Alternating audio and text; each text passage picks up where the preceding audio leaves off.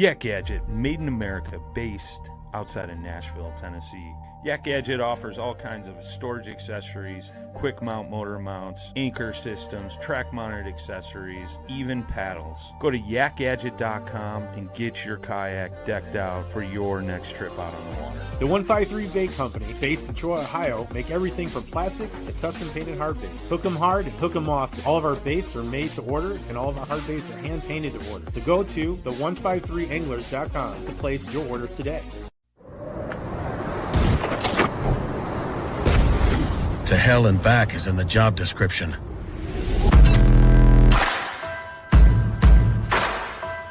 Being roughed up, scuffed up, run over, kicked, thrown, dropped, dunked, and done the unthinkable is a duty we've embraced for more than 40 years.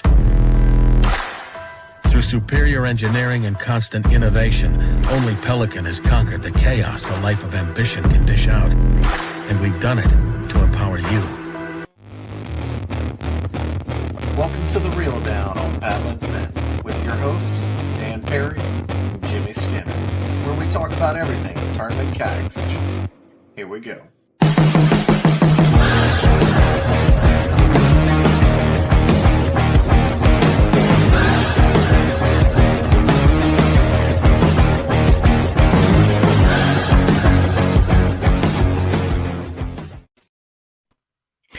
What's up, everybody? Welcome back to The Reel Down on the Paddle and Fin Network. I'm Jimmy. With me now is Drew. What's up, dude? Not much, man. Hey, so I guess we need a new intro. Yeah. You know what I mean? It says Dan Perry and Jimmy Skinner. It needs to just be like with Jimmy Skinner and Drew Gregory, you know? We'll make it happen. We need to hire a hype man. Yeah. I was going to record it this week, and then Brian said that he wanted to redo everybody's intros for all the shows and told me to wait until he gets back from ICAST because he has, I don't know if he's got something planned, but it's coming. It's coming. Yeah, man. I talked to him today, so I'm going to meet up with him down at ICAST. I fly out tomorrow. Sweet. I think he's down there. So this is a big week for the overall sport of bass fishing and obviously kayak fishing. A lot of new stuff being announced, and I think a lot of companies got smart and started announcing it a couple of weeks before so they can get more of the press and the exposure, you know what I mean, for a whole day rather than everybody at once at ICAST. You get lost in the shuffle. So now it's like, come see it at ICAST. I'm excited to see a lot of the new stuff we already know that's coming down the pipe. So yeah, I'm on top of all that, like paying attention to the stuff that's dropped. I know a few things, like I think Bonafide's dropping a new boat. Like certain companies that aren't going, like Yak Gadget, he dropped a bunch of products this week. Actually last week. New Canoe's got some stuff coming out. I think accessories, since they already dropped the unlimited earlier in the year. Mm-hmm.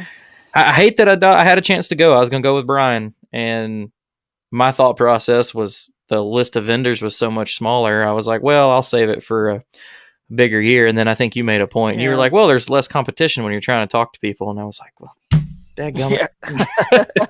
That's right. So, hey, you know what's funny is it's a cool. Have you ever been to ICAST? I haven't. Okay, it's definitely cool. I mean, the first time you're there, you are like a kid in a candy store. You know what I mean? You see all the all the brands and all the new stuff, and then all the pros that you've watched on TV. It's just kind of nuts walking right by a Bill Dancer, Jimmy Houston, Ike and Ellie, just Kevin Van Dam. But I'll tell you one thing, man. The key to ICAST, anybody listening, is if you're there for the purposes that a lot of the kayak anglers that go are, because we're not buyers, right? ICAST is an industry show. It's not a consumer expo like the Bassmaster Classic Expo. But what the key to ICAST is, if you really want to work at the best for like sponsorships and things like that, here's the secret. And every Bass Boat Pro, I was talking to Matt Airy today, actually one of my friends on the Elite Series, and we were joking about it because this is the first ICAST he's going to miss in a long time due to the schedule, the Elite Series and all that. Yeah. And he's joking around, and we both agreed, like, no business for us ever gets done at ICAST. It never does. That's a lot of sales orders and buyers for all the stores that carry these products that the manufacturers are showing off, right? But in terms of us, like, everybody wants to pop into a booth and be like, hey, here, I'm a kayak angler, I do so-and-so, I got this many followers, or I have this going on. And the marketing guys, their heads are just ready to explode because all the Bass Boat Pros are coming to them, the same thing. So here's the secret. You show up at ICAST, you just meet the person face to face, just so you can meet them at your booth. Just 5 minutes. Don't take up too much of their time, because I promise you, it starts to look like it starts to remind you of some days maybe back in college at the bar when you're talking to the girl and she's just looking over your shoulder like, who else is here? What's going on? Like, why are you still talking to me? And you're like, I hate that when you, and it's when you realize that you're like, yeah, you're like, yeah, I read you, girl. I read you. I'm moving on. All right. So anyway, that's the way it is at ICAST. You got to go quick. Just get a face-to-face thing, be real quick. And they respect that. You didn't take much of their time because they really aren't there to work out deals. You know what I mean? It's just not the right time for it. It's a time just to meet them in person, obviously, real quick. And then once you follow up, that's where I think something can happen. But really the best way to make anything happen is just always have word of mouth with other people who are already sponsored by those products and those companies. But anyway, that's probably for a whole nother topic. I don't even know what show we should do that on. But that'd be a fun one. I know. I should. Yeah. We'll figure it out. That could be OG show. Yeah. OG show. Yeah. We'll get Brian on that. How to get sponsorships and how to approach, with a media kit and all that stuff. Actually, we could do that. We'll do that in the off season. Me and Dan did a similar show because we, when it's cold outside, all y'all northerners up there, y'all's fishing shuts down way before the rest of us. So we don't have much to talk about. So I'll write that down. We'll hit that. Yep. Well, to get to it, we got a couple guys here. The Central Carolina Kayak Fishing had a big tournament on Lake Mackintosh, and they had 54 anglers, and these two fine gentlemen, beat the rest. And one of them, I'll bring in right now, Mr. Rick Rowland, gapped these folks. What's going on, Rick? Hey, Jimmy and Drew, how are you? Pretty good, man. Yeah, man. Ready to talk about this big win. And in second place, Mr. Justin Faircloth, and he had a great day too. But Rick had just one of those days you get to tell stories about forever, when just all the big fish wanted to come hang out with him. So what's going on, guys? Thanks for coming on. Not a problem, man. Just hanging out this evening. Heck yeah. Thanks for having us. No problem. I thought you were about to say something, Drew. I was, Jimmy. See, we're still trying to get this is the very first show. We're trying to get our dynamic in here. But listen, what we got to know here, Rick, is first of all, and both you guys, I'm looking at my phone here. The reason I'm looking down, I lived in Charlotte for 10 years, I can consider myself a Carolinian. I guess half of me, a part of me, grew up in Georgia. But anyway, Lake Mackintosh, I don't believe I've ever even heard of it, because I fished more on the west side. So tell us a little bit about the lake, where it's at, what kind of, vegetation or habitat it had in it. And I'm just curious where it's at. What river basically is feeding it? That's what I'm always interested in. Big Alamance feeds the river itself, or feeds the lake itself. It was built, I think it was opened up in late 1980s. So it's still relatively new. Yeah. But Big Alamance Creek, that's always been known for some large bass coming out of it. So speaking my love language right now. Yeah, man. I'm looking at it right now. I just found it. You said creek, big fish. I'm there. Exactly. Yeah, absolutely. So that's part of is that part of the Haw River system? No. Or which one is that? Let's see. I'm looking. There's Greensboro. Yeah. Let it actually drain into the Haw River. Eventually it does? Yeah. Yeah, okay. So it's part of that. Well, that's cool, man. See, I fished the Haw, and there's some big fish in that whole, as you guys know, and as Major League Fishing has shown off, there's some good fish in those lakes over there. So yeah, this is just sort of the headwaters of it, which is cool. I didn't know that existed. It looks like a great size lake for 5,400 anglers or whatever. It looks like it's not like a super big lake, but it's one of those that probably doesn't get a lot of those big Bass Boat World, 250 boat tournaments. Yeah, beat downs. Yeah. Yeah. It's ideal for kayak anglers because they have electric side on each end of the lake. Nice. So, you can go in there. You don't have to worry about getting beat up by boat traffic. The fish are basically non-pressured. So if you can find them, you can really wreck them pretty good. And how does it set up? Does it like we were saying, like grassy, rocky, deep, a little bit of everything? Is it a good diverse habitat? Over where I was fishing, it was main lake near the dam, and you got a little bit of aquatic vegetation, and then also ledges, rocky points. So you got a little bit of everything. I love that. What about where you were at, Justin? I was actually up in the start of the creek on the other end of the lake. Oh, nice. That's interesting. So This is what's cool, man. Drew's ears just went up. Yeah, I did. Well, here's what's cool. So the biggest storylines, in my opinion, that kayak fishing has, and I'm always thinking about the future, right? The future is television, live streaming, right? For kayak fishing tournaments, right? Whenever that happens with whatever organization chooses to take it to that level. I know Paddle and Vin's doing some live streaming now, and on their tournament trail already. So you would think these other national organizations aren't too far behind. Because, man, you guys are pulling it off right now. It's not easy and it's not perfect, but the biggest storyline is always going to be it's so beautiful, too, because kayaks can go places that bass boats can't. So in the bass boat world, if it's Major League Fishing, Elite Series, Bassmaster, whatever, the storyline's always, are these shallow, skinny water guys is this going to play, or is it the offshore structure and the electronics guys? And you got this battle. Or the bank beaters in certain times of the year, the guys just running the bank as fast as they can. But we have an additional element, and it's going up even further than the boats can get. So we have this really, really two completely separate, even further than the bass boat world, because we can go offshore. We can hit those, humps with the boulders and the brush piles and pan optics, but we can also go even shallower and skinnier in backwaters and sloughs and oxbows that the boats cannot go.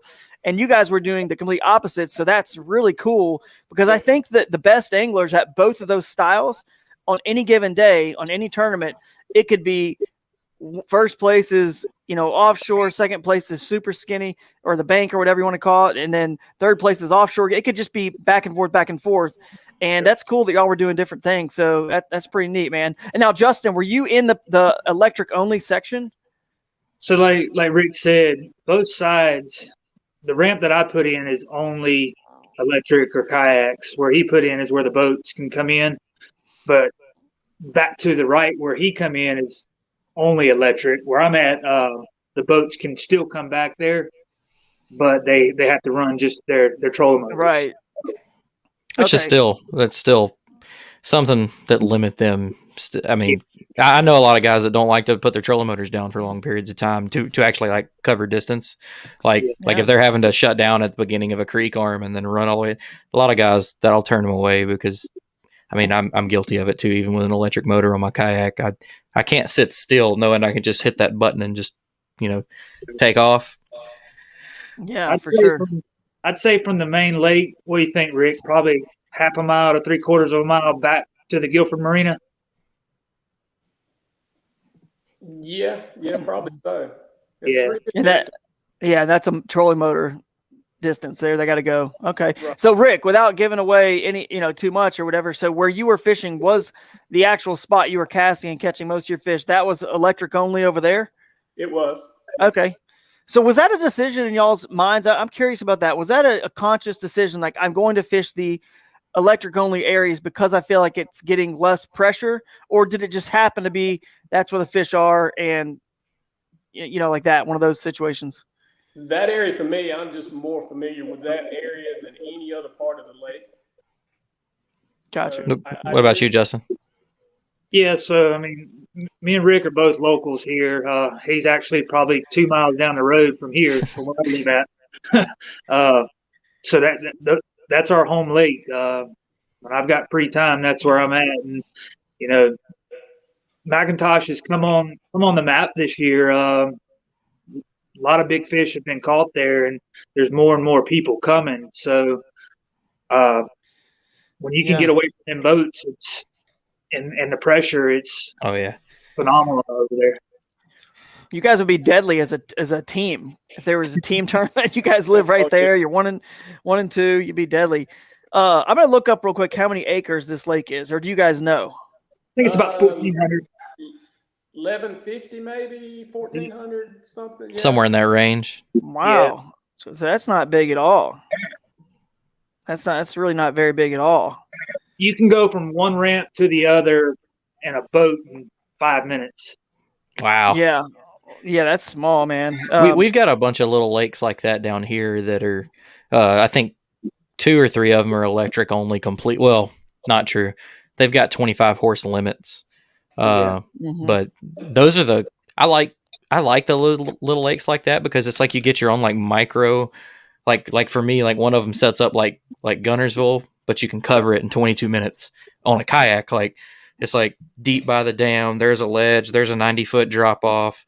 There's a creek. There's the frogging in the grass, and those are fun. Like I love finding little lakes like that. It's starting to like kill me going to these big lakes. Like I don't get as excited about going and trying to figure out a spot to fish on Pickwick when I'm go to one of those lakes and it's only got 2 ramps. It's like, and if I put in at one and the fishing sucks, you can get to the other one on the water in no time, you know? Right. Well, tell me, you told us kind of why you made your decisions. I want you to kind of go in depth in that and lead me into how your pre-fishing went, if you pre-fished. Either one of y'all that want to start. Unfortunately, I wasn't able to pre-fish. I was in a vehicle accident about 4 weeks ago or a month ago. So I totaled my truck. So I was scrambling trying to get a vehicle. I have a trailer that I pull my kayak on, and I was scrambling to find a vehicle to pull my trailer so I could get to the lake. And unfortunately, I wasn't able to pre-fish. But just my experience on that lake, I mean, I've been fishing that lake since early 90s. So I was very familiar with it. And my Garmin unit, I got too many waypoints. So, dude, you said open in the 80s, right? The 80s, somewhere around. Yeah, it opened in the late 80s, I believe. And wow. Early 1990s. Dude, you've been catching every generation. Like you've caught the grandfather of the fish that you caught today, you know, or whatever that was last weekend. You've caught all generations of those fish. So when you throw it back and you say, you know, get bigger, you know, like your dad or whatever, you've literally caught them all. Yeah. Like, I remember you. I caught your granddaddy. Yeah, that's funny. That's very rare that a lake is that young, because as a society, we're not making lakes anymore that are you know, that big. I guess that this isn't that big, so it makes sense that because it's that recent, it's not giant, right? But we're no longer making these humongous reservoirs. I think that's pretty much done. So basically, not really any more new playing fields for fishermen are available, which again, that's a whole nother rabbit hole about how our sport is always going to be limited, because everyone's talking about, growing the sport, you know, and growing the sport. Well, you can't grow it if you can't make new playing fields. So at some point they're all going to get filled up, and then people are not going to enjoy it. So kayak fishing is that growth. So anyway, we'll get on to Justin now. Or unless, Ricky, do you have any more? Sorry, I didn't mean to cut you. That was it. Absolutely. So no pre-fishing. No pre-fishing. All right. He just showed up and smacked the hammer down. Yeah. What about you, Justin? So the last time I was out there was about a week and a half before. Just went out there for a couple hours, like I do every week. Catch a few fish, come home. I had an idea that I could catch some fish on that Guilford side. The day kind of started out really weird. I woke up, looked out my window, and it was daylight. I said, uh-oh. Done that. Yeah. Looked at my clock. It was 6:10. They were leaving the ramp at 6:30. Managed to get up, hightail it out of here. Got to the store, got me some ice, some water, made it to the ramp as they were leaving. Got everything set up, jumped in the boat, and took off. I was like, where's my phone at? Managed to find it. It was in the boat. Get to my spot, and I said, all right, let's get everything situated. Didn't have my net in the boat, nothing. I was like, uh-oh, this is going to be a bad day. Well, just ended up sitting there, and about 3 minutes into the tournament, I put up my first fish, which was a 17 3/4. I said, well, maybe not too bad now. Then it just died off, man. I didn't have any other bites till about 10:30 that day. I cannot stand when you go from a quick early bite and then you get that lull. Like my confidence goes down so quickly in those, because like you hit in those first few casts and then nothing, and it's like, yep. Well, did I know what that was, or was that just a fluke? And then you start playing the do I run, check a different pattern? You know, it's a mind game, man. So actually, that's what I did. I took off from where I was at and actually went out to the main lake. Got up there and I started throwing for a few minutes, and I'm like, Justin, what are you doing here? I said, you know where the fish are. I turned around, went straight back to where I was at, and went kind of just off the wall and started beating the banks for a little bit, just to, catch a few fish, because I hadn't had anything, and a lot of the guys already had limits. Ended up catching like a 15, a 14.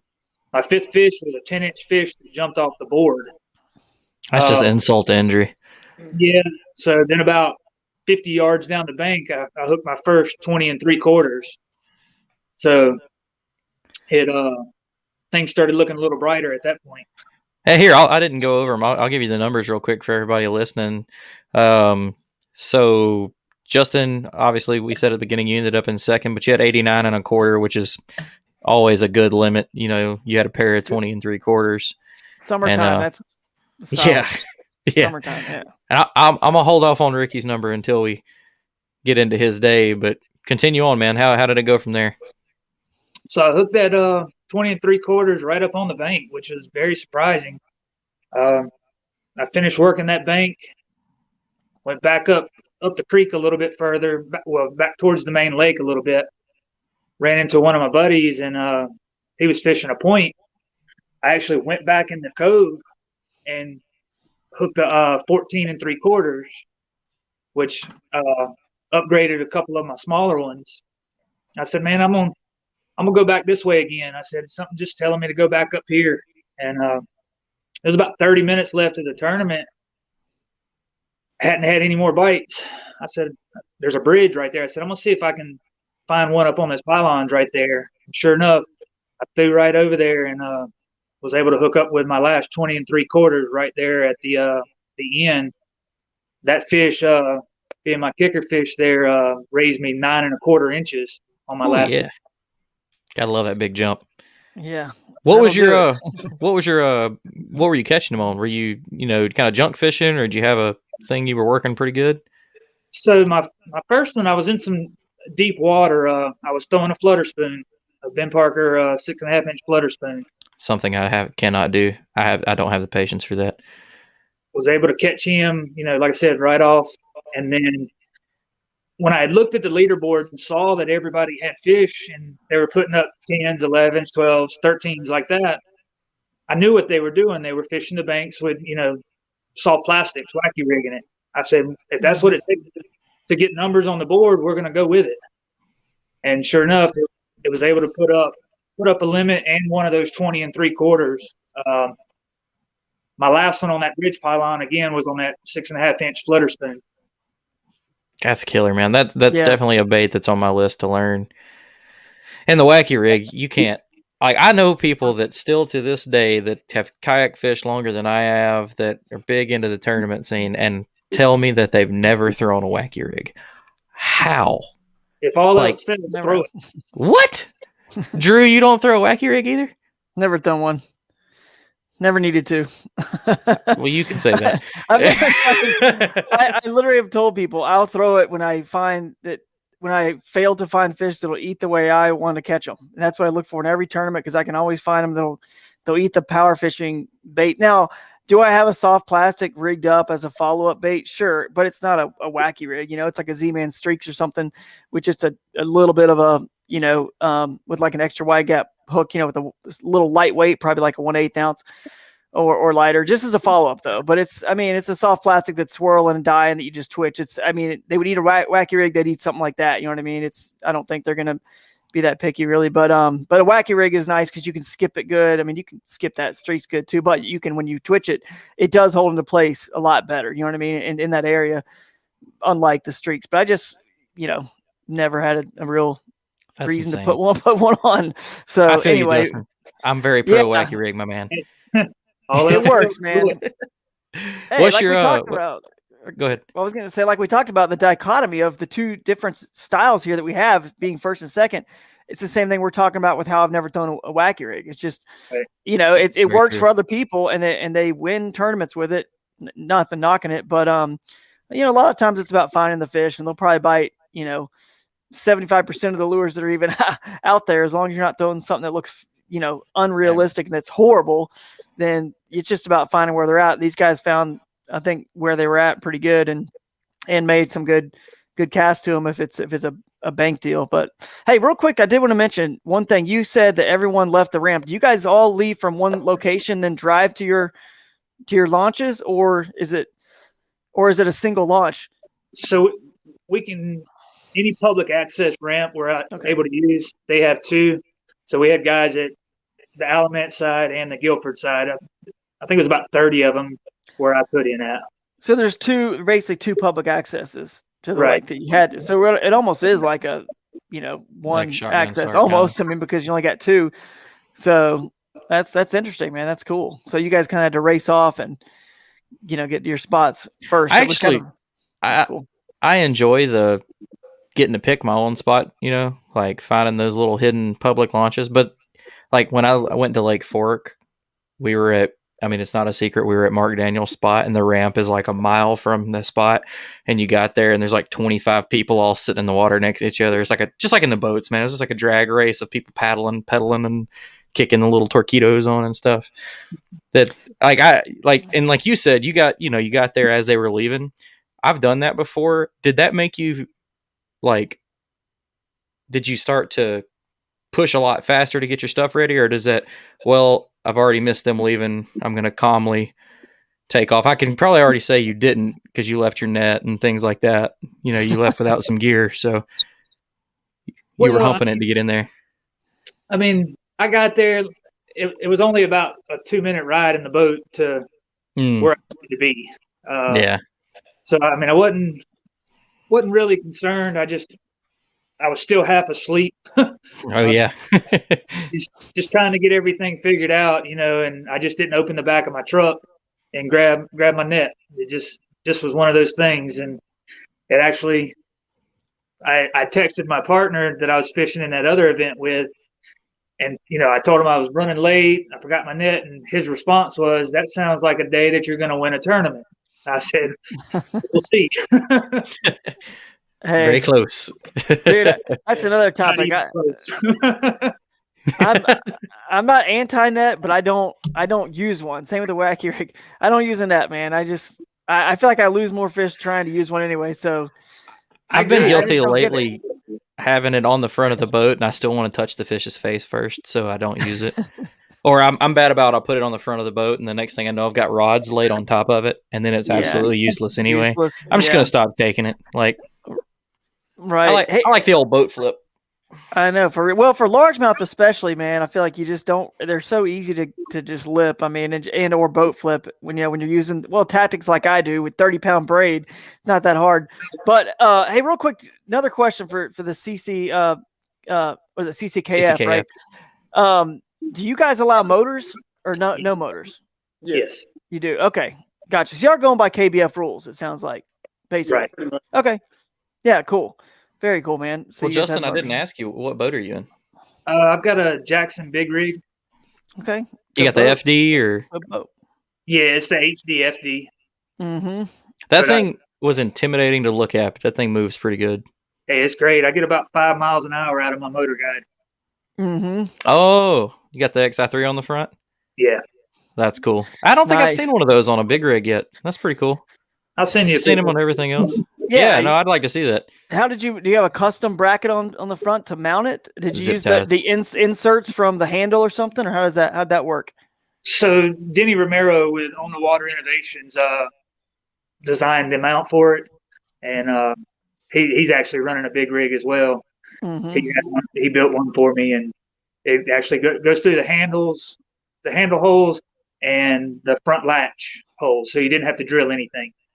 That's perfect. No, that's a great boat for a motor guide, bow mounted. That's a really good boat. I remember, when I was with Jackson, that was one of our more popular boats. And it was super stable and just real popular seller. So it sounds like a good choice to me.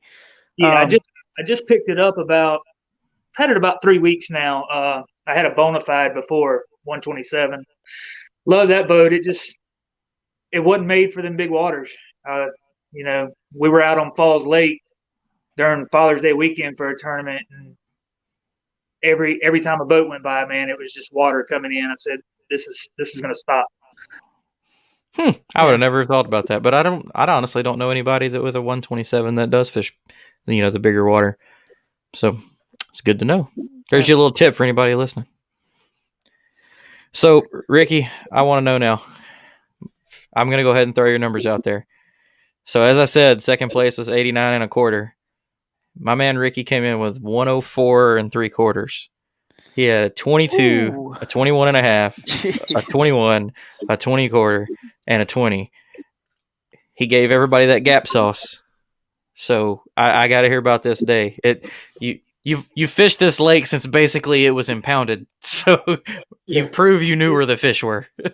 Take it away. That's amazing.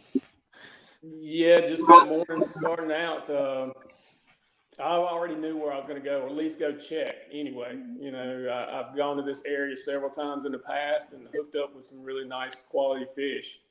So I headed out there. We were able to launch at 6:30, but lines in was at 7 o'clock. Mm-hmm. So it took me about 15 minutes to get to the area.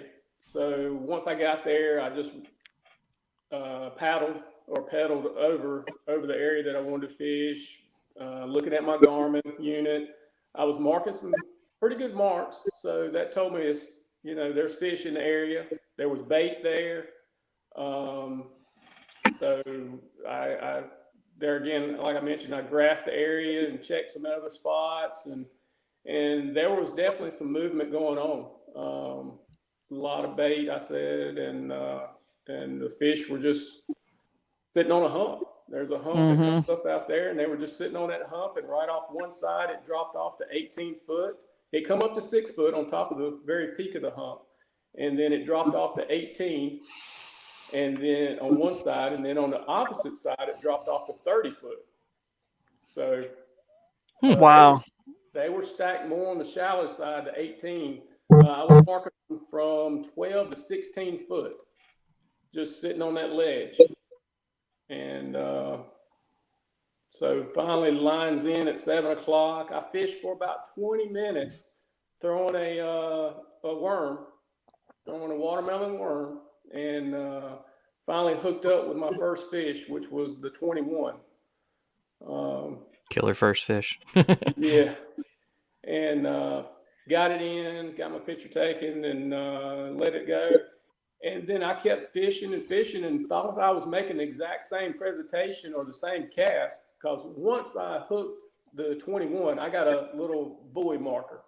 I always have it there ready to go. So I throw it out right beside the kayak when I hooked my first fish. So that told me where my boat was positioned at.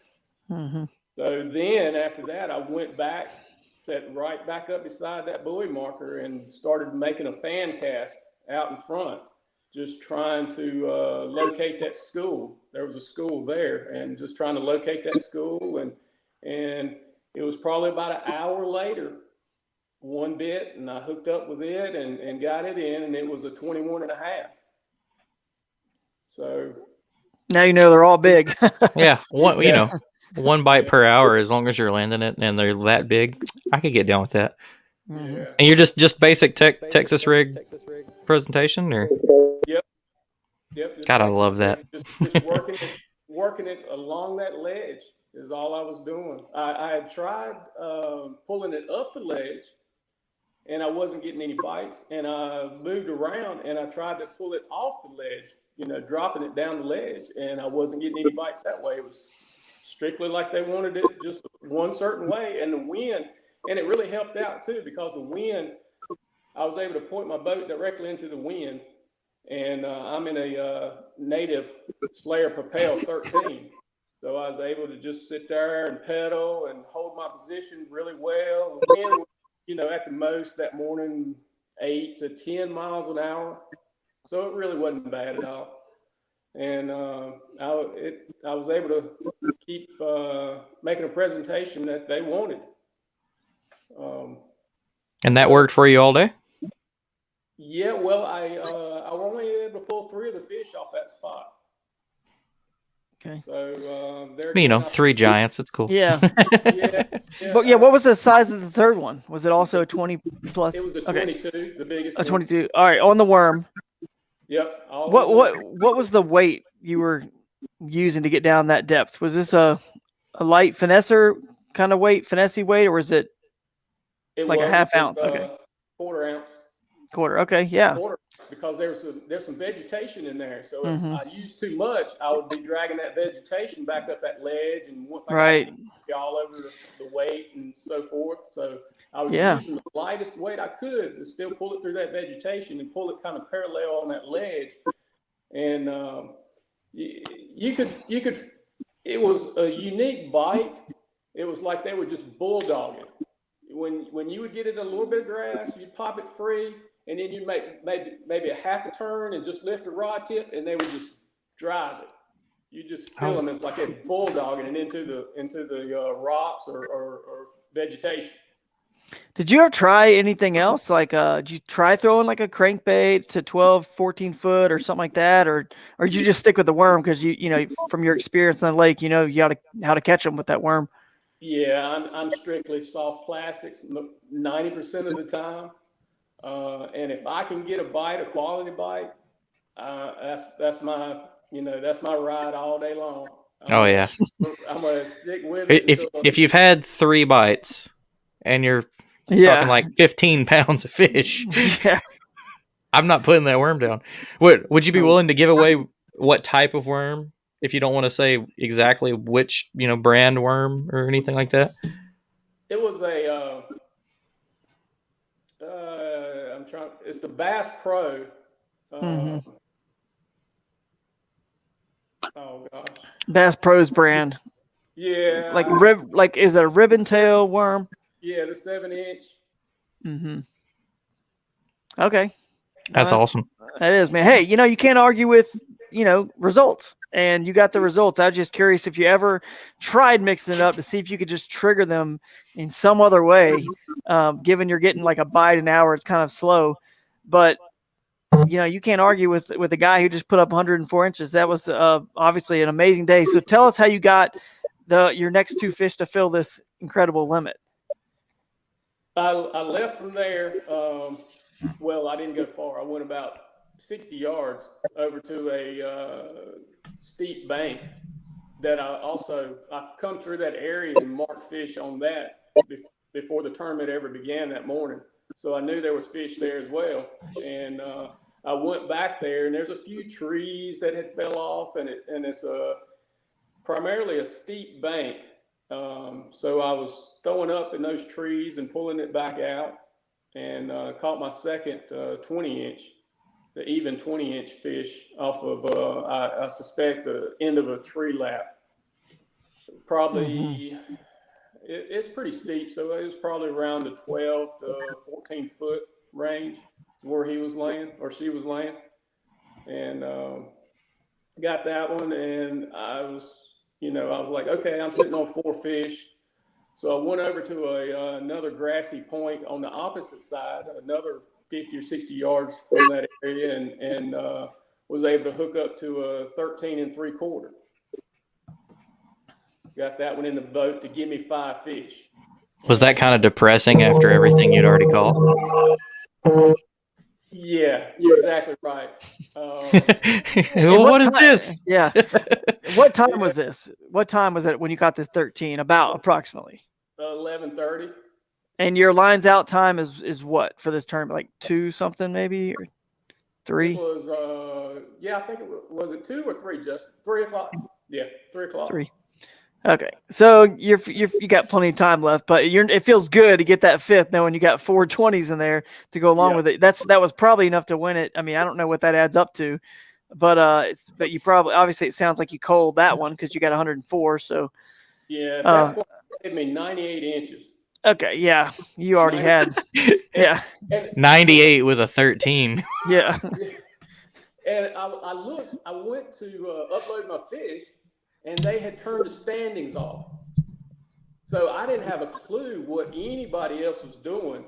And I know that Mackintosh has some really good areas in it.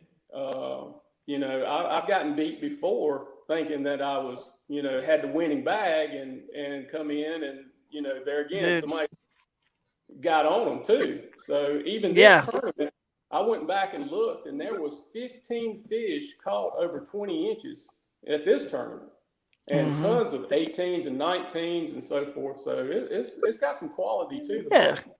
Justin's over here living 2 miles away, fishes it all the time too. So, guys like him are out there, and anything is possible. If you're catching 20s, how do you know the rest of the field isn't catching 20s when the standings are off? So now it makes sense, man. But, how'd you get rid of this 13? What was your next step? I just started working my way back towards the boat ramp and looking at points and looking at steep bluffs and fishing some tree laps. And finally, I got up near the bridge. There's a bridge there, and went back in a little pocket there where I know there's a ledge, and cast it out and was working parallel to that ledge and caught the last 20 and a half. And this was about, I think, at 2 o'clock.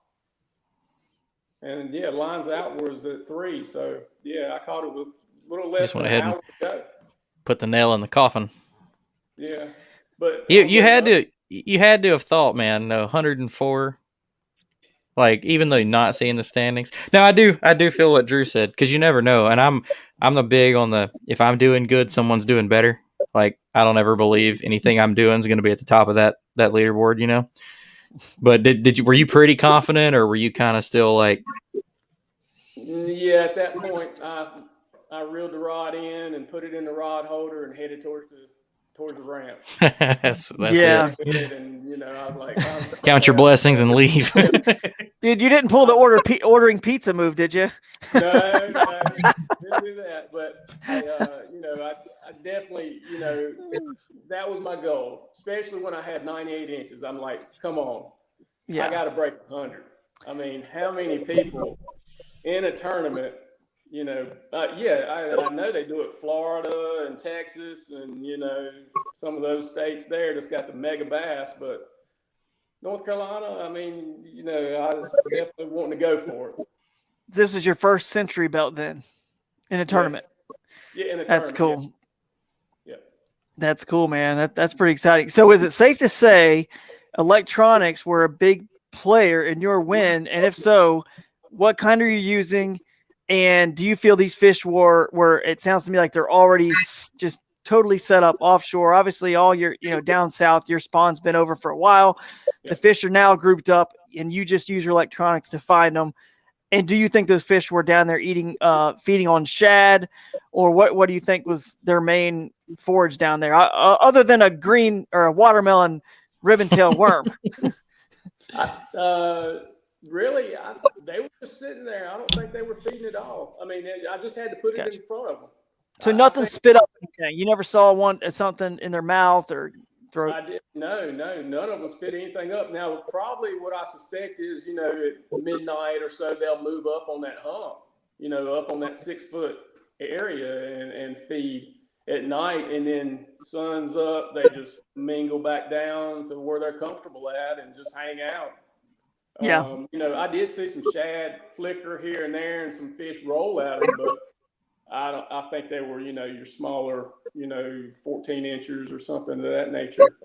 It wasn't the fish that I was wanting to go after. Not the big ones. Yeah. What electronics were you running? I'm running a Garmin, a 9-inch Garmin SB, I believe. Mm-hmm. Yep. Very cool.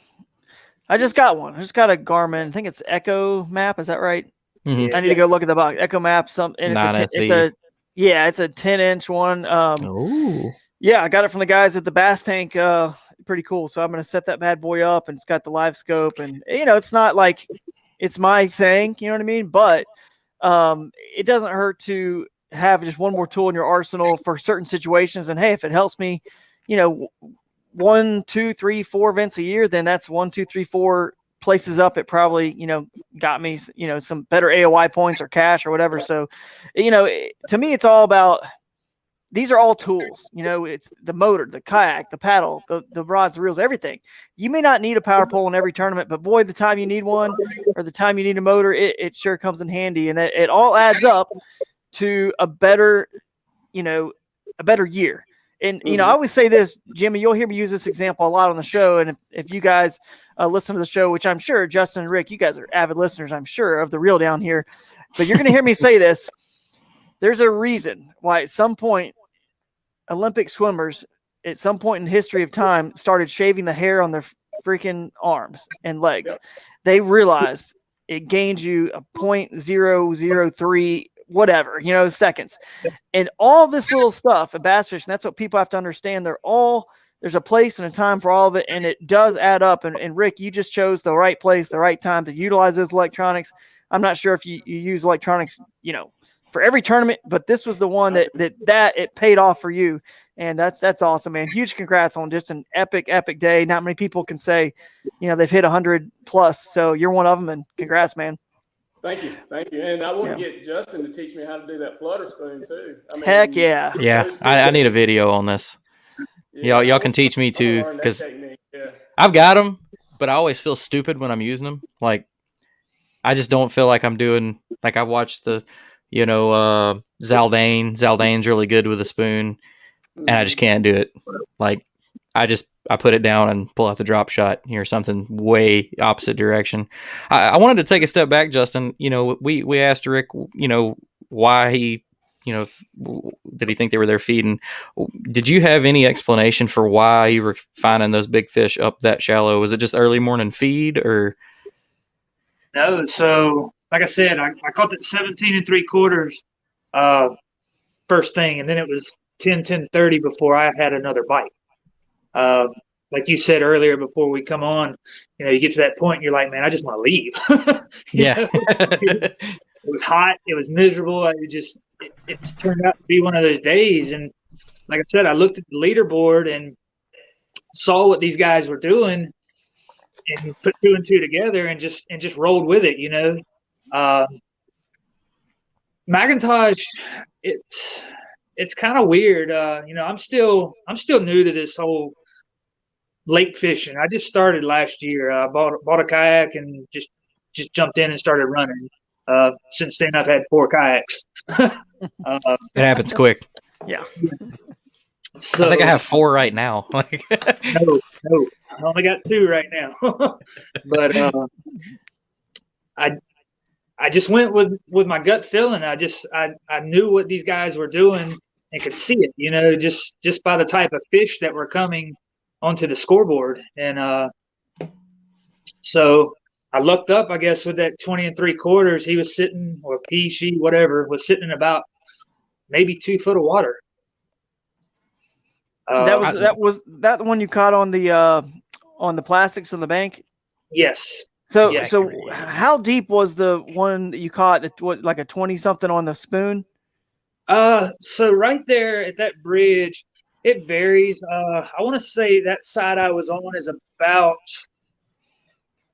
20 foot. Yeah, because that's not a shallow water tactic. Yeah, you need to be in a little bit. Right, depth. But I didn't do like the traditional, because the thermocline's already set up over on that side of the lake. I hadn't been to on that side lately. I'm sure it's probably sitting at about 15 foot. But I threw it up there beside that bridge and just let it go back and forth. And I guess it was smacking the side of that pylon, and it didn't make it, but probably maybe 10 foot down. And she just hammered it. What's that bite like? Like just an instant, like running away, kind of like a crankbait, or?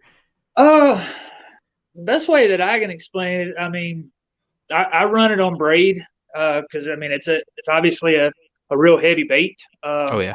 Actually, here's one sitting on my table right here. Here's a smaller one. This is I think this one's a 4-inch. So you can imagine how big the other one is. It's almost kind of like a jerkbait bite in a way. You hit that pop and there he is. You're like, oh, there's a fish. It's kind of like that. And like I said, I'm new to fishing those. I started doing it when I got my live scope earlier in the year. It was another tool that I could use, and you could see the bait. It works. Yeah. So not to cut you off, Drew, here's a quick question, just because you said live scope. So obviously another tool for the trade, but you being, like you said, before we got on, you're in the rookie of the year running and everything like that. To be new to it, what pushed you to go ahead and go that, a lot of guys kind of ease their way into their tech. What just, did you think it just gave you that much of an advantage over someone that doesn't have it? No. Or did you find a good deal on it? Well, I've actually already sold it. Oh. It went to something else. But so I didn't have that the other day. No, my brother, he was a pretty big crappie fisherman, and he's got it on his boat, and it's pretty amazing how it works. Oh yeah, it's mind blowing to me. Like, one thing it'll do, it'll really upset you, is what it'll do. Because you can see the fish, and they see your bait, they'll come right up to it and turn away. Mm-hmm. And you're like, what am I doing wrong? So it just goes to show you, without it, you're throwing your bait and not getting no bites, but the fish are probably there. Yeah. And like you just said, like, it can hurt your feelings by doing that, but you can think of it in this next mindset. Well, okay, this obviously isn't what he wants. So that's been my philosophy with it, that you can see how they're reacting to what you're throwing. Mm-hmm. Yep. I've sat in one place and I threw this, I threw that. They come just charging at it and just hit the brakes. And then over kind of where Rick was at, over in that vicinity, back in April, May, I was actually out there. I caught a few that morning, and I said, you know what? I said, I bought this live scope. I need to put it in the water. Because when I'm running around and stuff, I keep it out of the water. But I put it in the water and looked out. I was looking at about 65, 70 foot, and there was a bass sitting up off of this roadbed. So I threw a jerkbait over there, and I popped it a couple times, and next thing I know, I've got an 8-pounder in the boat. Wow. Man, that could have been a fish that you might have just scammed right over with traditional. Never would have thought to throw in that area, other than just because. Yeah, right. That's crazy. Well, tell me about this real quick. Are you using like a 7.5 foot rod? Is that like a medium heavy or a heavy action, even with the how heavy that spoon is, or what's your rod and reel setup like? So this flutter spoon's 2.5 ounces. I'm running a Dobbins Fury. I think it's those rods. I think it's a 7.2 heavy. Mm-hmm. I think it's something like that. I just picked it up the other day. I'm slowly upgrading my equipment. It's just right. Been a process, getting everything going. Is it a casting rod? Yes. So 30, 40 734. I run 65-pound braid. 65. Yeah, there you go. Big braid. So with that bite, is it I fished spoons in the winter before in lakes, and you're just jigging it up and down. Obviously, I've watched Zaldane fish it, and it's one of the things I'm interested in possibly utilizing in certain situations too, but never have to this point. So I'm excited about this conversation. So when you throw it in there, it's just like a regular spoon. Obviously, you're casting a little bit out there. You can cast it out pretty far, and then just you're up and then following it down, right? You got to keep in contact with that line so you know when the bite is. So to me, it probably is also similar to, let's say you're flipping in some matted vegetation in Florida and you're kind of yo-yoing up and down, but you got to follow your bait on the way down to feel and know if they're going to bite. In that braid, having no stretch with a heavy action rod, having, again, no tip to absorb any shock. So you want to feel all that, right? So is that kind of what you're doing? You're just feeling the bait as it goes down before you yank back up and then follow it down, and then boom, you just know when it hits because there's no absorption in any of that, which there shouldn't be, right? Is that kind of about right? Yeah, I fish it a couple of different ways. I can't say if it's right or wrong. Certain areas, like one of the places I was fishing in, is about 50 foot deep. And like I said, that thermocline is already set up, so over half of that water's no good now.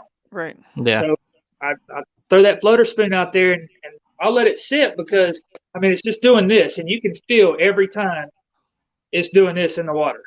You can feel it all the way down. But you're keeping contact with the line, right? Like you're kind of following it, right? Or you just... I keep my finger on the line. Right. Just so I can feel it, because even in that rod's it's real sensitive. I can feel every sway back and forth. Right.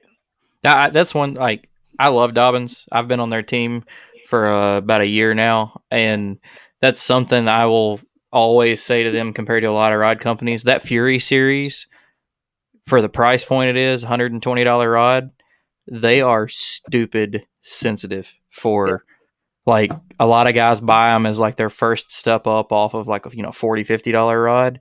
And I've upgraded a bunch of my Dobbins to Champions and the Extreme HPs and stuff like that. But like my heavy action rods are all still Furies. Like the 735 mag heavy frog rod, I have not found a frog rod to this day that's got a tip sensitivity to that rod. And you said it's a 7.2. I wonder if yours is a 7.3, a 734 series Fury. That's a good rod. Sure.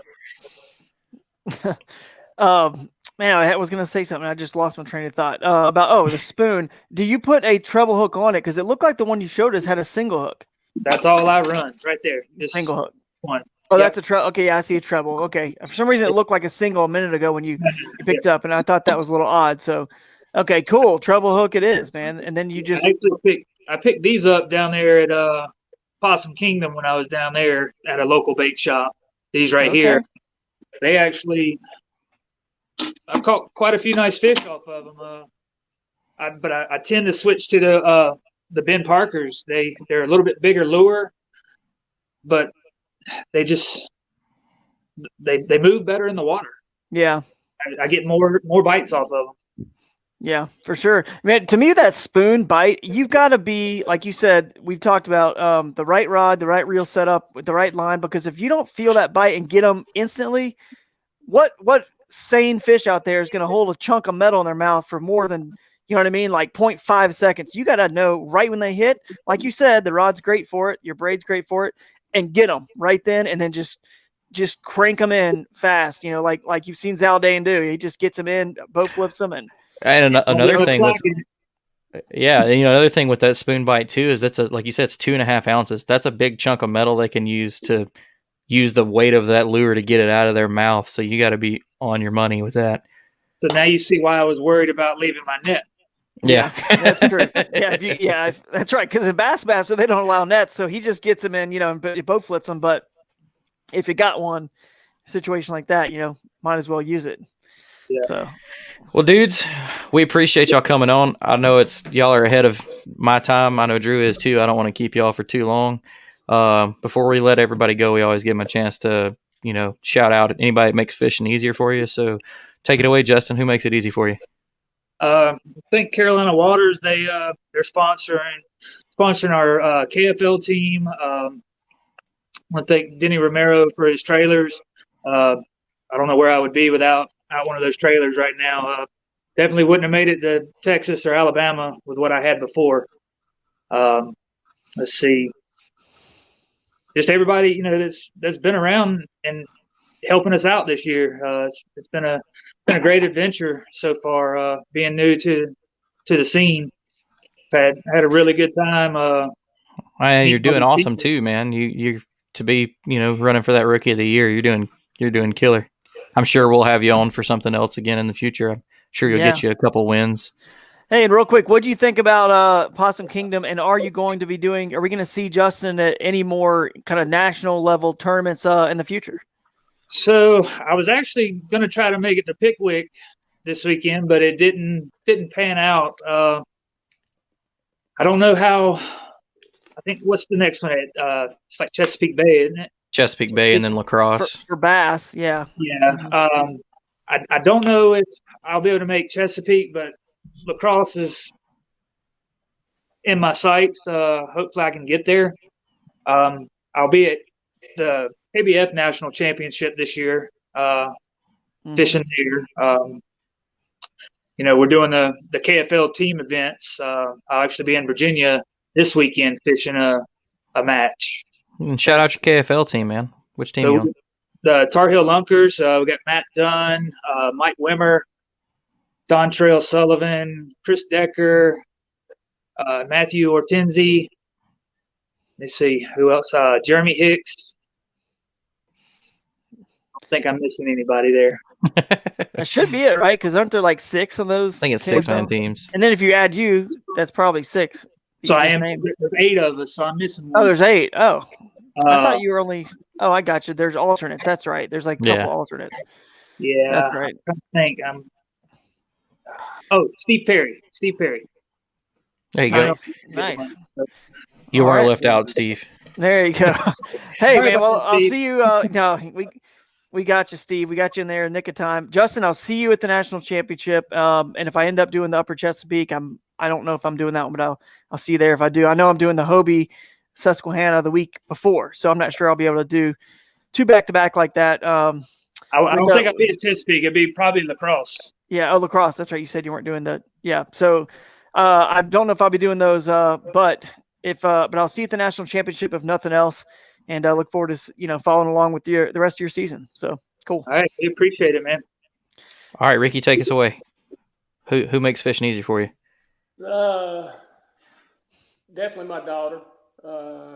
She's in college now, so I'm pet sitting for her. But she keeps everything normal for me, I should say. Keeps everything grounded. She's a great kid. So yeah. Yeah, you need that, man. Like mine's only 10 years old and brings me back down to earth very quickly. So, and sometimes I need that. So I feel you. Anybody else? Any companies you got working with you? Anything?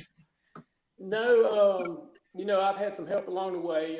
Dave Farrington at Dave's Tourney Tackle and K&J Baits in Jamestown.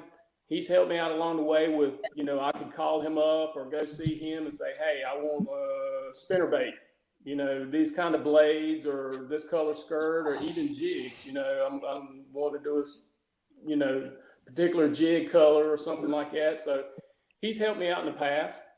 And then also, I'd like to thank the anglers here in North Carolina. They pushed me and you, Drew. I mean, when we've competed, down at Super, they're good. Competing in the circuit and so forth.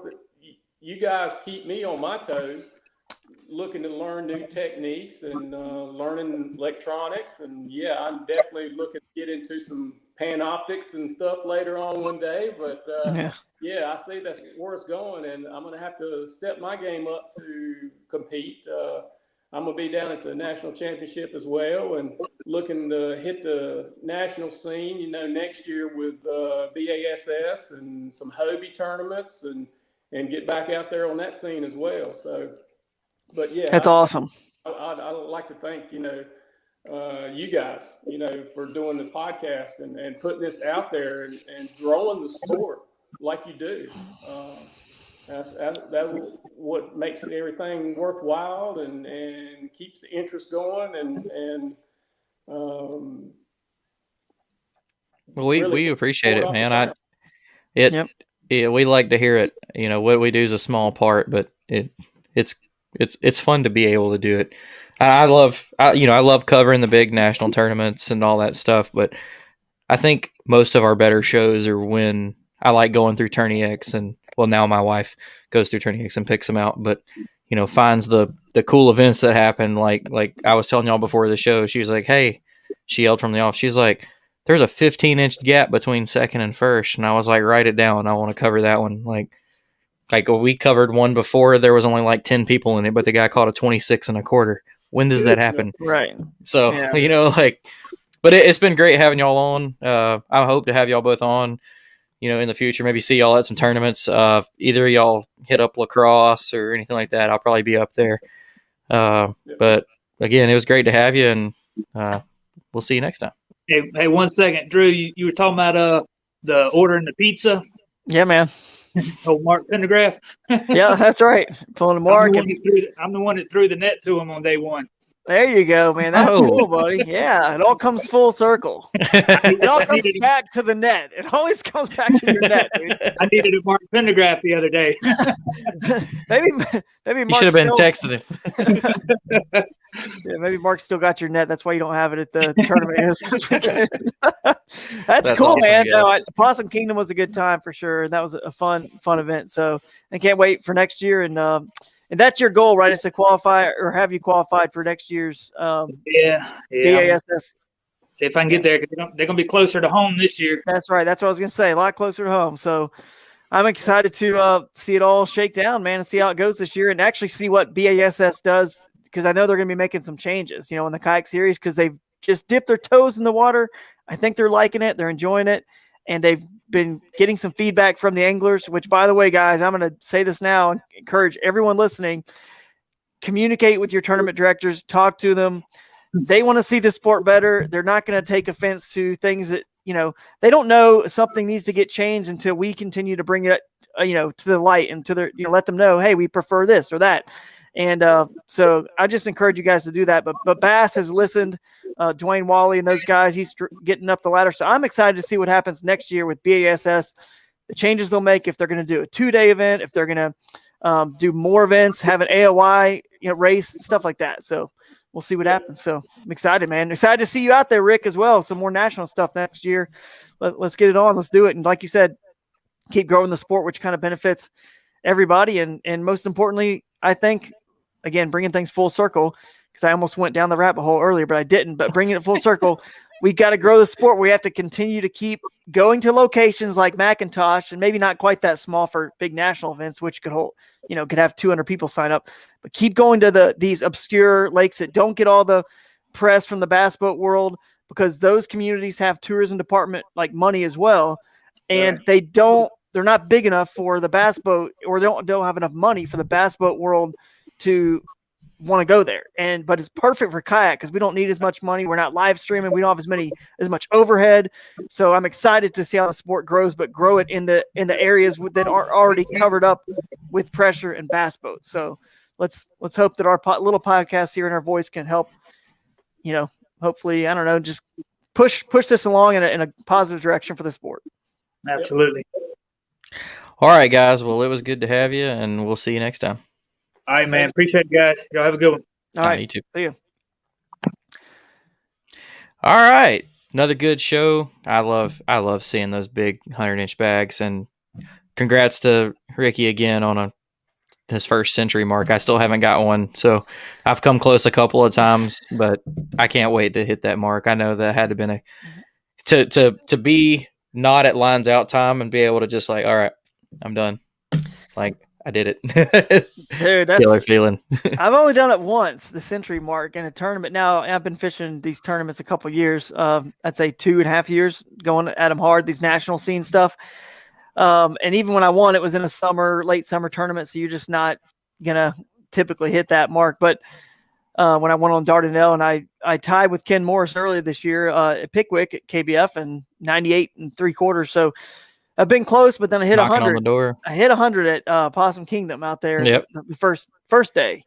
So that was pretty cool. But anyway, I want to definitely try to get well over it, because it's certainly in the realm of possibility, the great fisheries we go to in Florida and Texas and all these places. But oh yeah, I'm excited.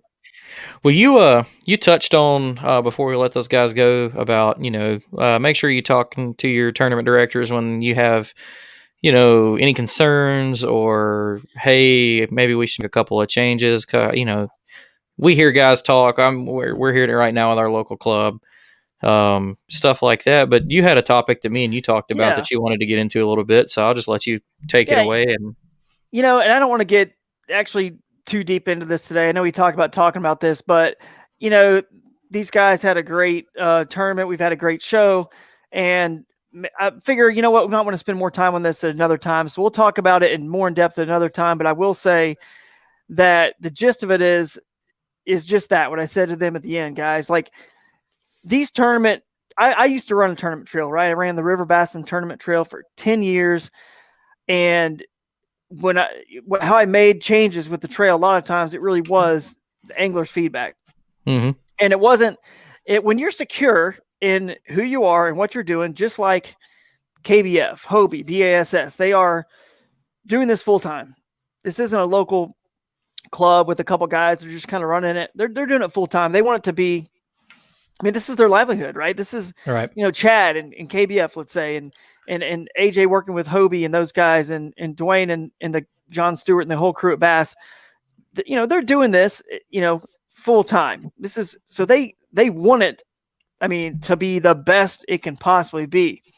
So there is no way that they could ever know there needs to be a change, or that we like this, we don't like that, whatever, if we don't tell them. And sure, if one person says something, usually you sort of just, you analyze it, you take a look at it, but you might just kind of shrug it off as this one person just is kind of like, whatever, just has it, But right. if they're getting multiple, it's like contacting your congressman, right? Your representative, your state representatives about something.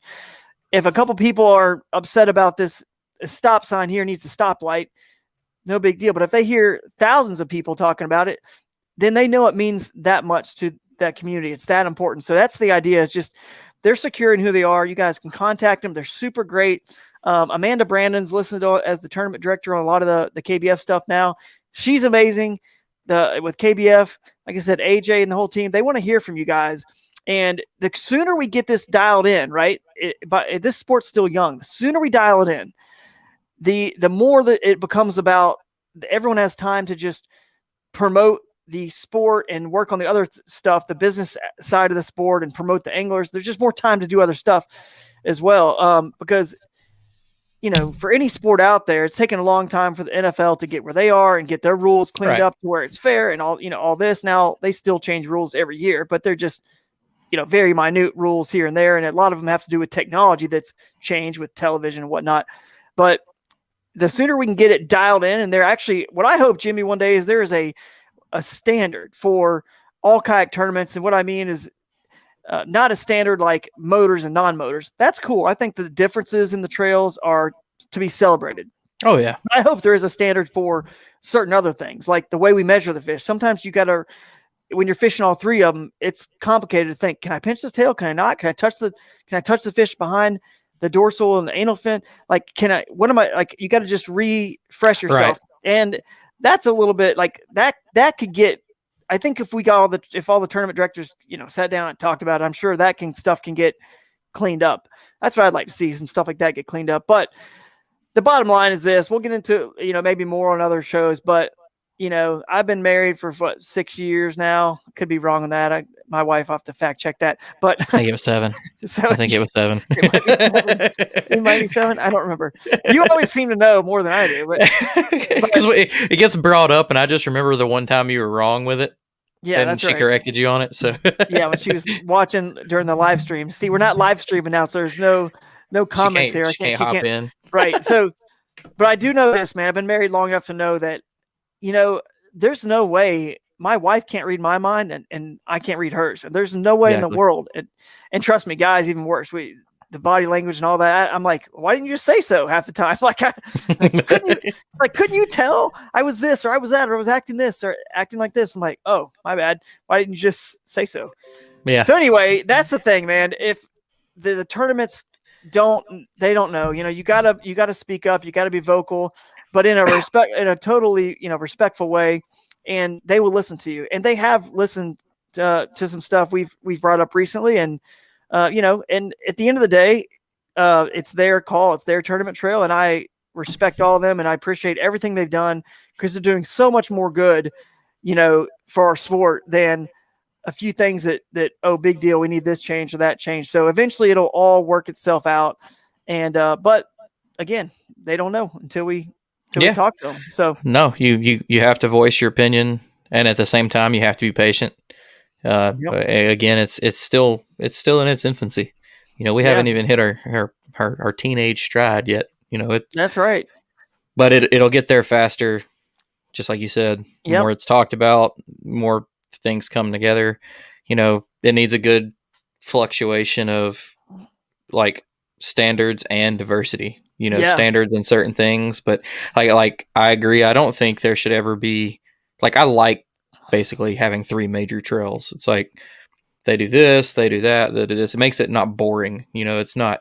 I feel like if you had like how there's like bass and how there was bass and FLW, and it's just the same thing under a different name, really. And now like MLF, you have something thrown into the mix that keeps it fresh, gives it that spark. So that's true. And when you go to the grocery store and you buy, let's say when organic stuff became a thing, right? Every time you buy something organic, you're voting for that product to continue to validate it so that the manufacturers produce more of it. And every time you enter a tournament, if you don't agree with certain things and you've never voiced it, you're basically saying, it's okay, I like the way it is, it's fine, no big deal, I'm just going to keep doing it. But if it becomes the point where you don't enter a tournament because of a certain something, but you never voiced your opinion, because trust me, Hobie, KBF, Bass, they want as many people fishing their events as possible. They want to know if there was a reason you didn't fish something and you didn't tell them. I mean, again, I know not everyone's is hardcore, doing this full time as I am and whatnot, but just a quick note to let them know, man, I love these tournaments. I love these formats, but I'm not going to be able to fish here. I don't really want to, not going to fish because of this. At least it lets them know. And maybe if one person says something, I promise you, there's probably 10 or 15 that are thinking it, and they probably didn't fish it for the same reason. If they can make that change and it doesn't affect the fairness of it or whatever, they just gained 15 anglers, which could actually help support that business to grow. And obviously they're doing something for us, putting on events for us. So it's just helping us in return. So we're all kind of in this together, guys. So I just wanted to kind of make that little general statement. I got it wrote down, man. We'll get into it, further in the future or whenever time allows. Yeah, for sure, man. But that's it, man. Good first show with just me and Drew. We'll get our chemistry dialed in. It took me and Dan a few weeks too. We'll get that new badass intro at some point whenever Brian says go, I guess. But that's right. I thought we did pretty good. Yeah, it's a good show. Especially considering the fact, Jimmy, that you and we didn't prep for this show other than a couple text messages on when it was going to happen, and you were going to find a good story, some guys interview, and I've listened to the show, so I kind of know how you guys do it, but I thought we were great for our first show. Yeah, man. And that's how we do it, man. Like I like to keep it kind of like we prepare with times and who we're going to have. I just like to let the story tell itself, and it doesn't always do that. You don't always have great guests, so we love all of our guests, but some of them are a lot more fun, and a lot more willing to talk, and then some of them get that kind of camera shy. Dude, no doubt, man. Hey, I'm excited. I'm excited to do this show with you because I get to really poke at these guys to try to get as much juice and information out of them as possible.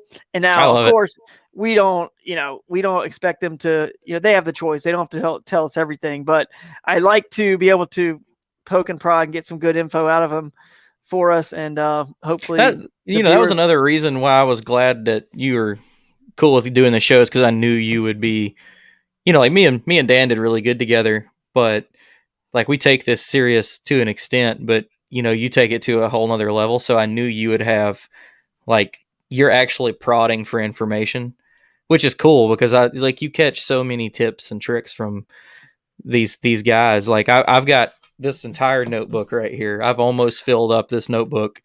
Every show I write down, and I bet you every page I've wrote down something that I caught somebody say, or, something that was outside of the box that I've never thought of, or just a different way to do something. And that's probably my favorite thing about doing a podcast. Talk to cool people, learn all sorts of cool stuff. For sure, man. That spoon was cool. That was a cool, I think he's the first person we've interviewed on the Reel Down since I've been on this show that has thrown a spoon. Yeah. It's awesome. It's cool, man. It's a new sort of I like it because it's considered a power fishing technique, especially in the summertime like this and the spring and summer, post spawn, especially sometimes pre-spawn. But in the winter, when you're fishing a spoon just straight vertical down deep and they're a lot smaller, the bait's smaller, and the fish aren't maybe eating these 6-inch, big flutter spoons, it's not, to me, it's just not as fun as this bigger spoon, this sort of power fishing way. And especially combining it with the electronics in certain locations where you find those schools of bait and triggering those huge fish that want that easy, lazy meal, which is just a dead, a half injured, whatever shad just falling down. Right. Dude, that sounds amazing. Then he tells me, about how, which I knew, obviously I knew this already, but it's a heavy action rod. It's straight braid. It's everything that I'm about, man. I'm like, I like it. I like it, dude. I'm probably gonna use like a 7.5 foot to get a real long cast, and just to make that leverage. Just, I think Zaldane uses at least a 7.5. It might be even longer for that. Yeah, I want to. It's if it's not 7.5, it's 8 because it's a huge rod. Pretty huge. I don't know if it's the way he does it all the time. A lot of the times I've seen him use it, he's doing it off the back of the boat. I don't know if there's something to that, but I think it's 3 videos I've watched of him doing it. He's on the back right side of the boat every time. So who knows? I think there is. I think it just has to do with the spot lock because it's turning the boat into the wind. That's probably true. I didn't think about that. Downwind. That's what it is. But he's just positioning his boat that way on him, and it actually helps the wind being, with him like that, throwing with the wind. It actually helps keep that line bowed and tight rather than wind blowing at you. It's kind of looser, so now it's always tight and you can really feel what's happening. You got contact all the time. Yeah, we'll get into that too. Yeah, man. We'll jump on another show and get him to talk about spoons. Yeah, man. Good show, Jimmy. Enjoyed it. Oh yeah, man. You too, man. I'm glad to have you. Well, thanks again, everybody, for tuning in. Enjoy your Wednesday. This is when this comes out. Hope everybody has a good weekend. Not sure what show we're going to do next week. We've got 2 big tournaments. I think I'm going to one. Drew might be going to the other. Yeah, so right. We'll see. Pretty good chance Drew's going to do better than I am. So yeah, I may or may not fish it. We'll see. But got a lot going on here at the house and have a live scope to set up. I may end up doing that. So we'll see. But my friend, I will be at ICAST when this comes out and you guys are listening to it. So follow me on the social medias, guys, at Drew Gregory Fishing. And I'll probably be sending a few updates from ICAST and just look forward to that show. So it's a fun week if you're a bass fishing fan, which we are. So I appreciate everyone listening, and hey, guess we'll catch you next time. How do we end this thing, Jimmy? Do you do it? Do I do it? What's the deal? It don't matter. I usually just tell everybody good night. We have to come up with a new one. Dan used to close it out with everybody wear your PFDs. He's going to carry that on to his new show. So we'll have to come up with something. And I used to always say, and this is still for Hooked on Wide Waters, which is now going to be the River Bassin podcast. But I used to always say, #live in the current for that's Crescent, kayaks hashtag, but don't really want to do that on this show. So we need a new one. Maybe the fans can help us out here. So you guys send us a message. What's a good outro and good outro or a good hashtag for the Reel Down. Yeah, exactly. Cool. Until then, we'll catch you guys later. See you next time. Peace out.